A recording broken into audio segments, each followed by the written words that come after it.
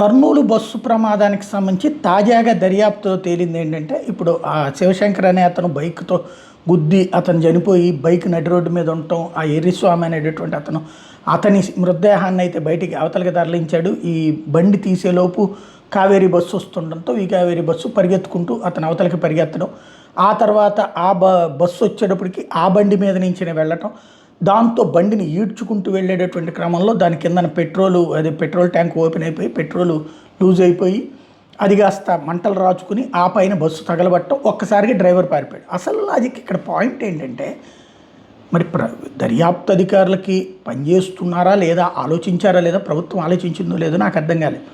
ఒకటే అతను మందు తాగాడు, అది బెల్ట్ షాపా వైన్ షాపా, ఈ చర్చ ఈ పనికిమాలిన చర్చ చేస్తున్నారు. కానీ ఆ డ్రైవర్కి మద్యం చెక్ చేశారా, డ్రైవర్ మందు తాగున్నాడా లేదా, డ్రైవర్తో పాటు అసిస్టెంట్ డ్రైవర్ ఇంకో రెండో డ్రైవర్ ఉన్నాడు కదా, అతను అప్పుడే దొరికాడు, వీళ్ళిద్దరినీ మద్యం చెక్ చేశారా, ఇమ్మీడియట్గా ఫస్ట్ చేయాల్సిందేంటి తాగున్నాడా లేదా అన్నటువంటి.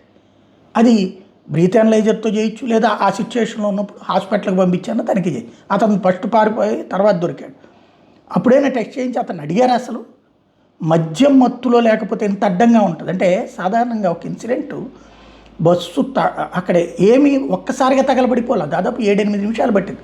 ఈలోపు అందరినీ దించేయచ్చు శుభ్రంగా. కానీ అతను పారిపోయాడు అంటే మద్యం మత్తుంటే తప్పించి అట్లా సాధ్యంగా అంత అడ్డంగా బండి నడపడం అయితే తప్పించి సాధ్యం కాదు. ఎందుకంటే ఇప్పుడు తాజాగా 19 వాహనాలు బైకును తప్పించుకుంటూ పక్క నుంచి వెళ్ళినాయట. కానీ ఇది మాత్రమే ఇట్లా జరిగింది అంటే అతను తాగి ఉండొచ్చు కదా.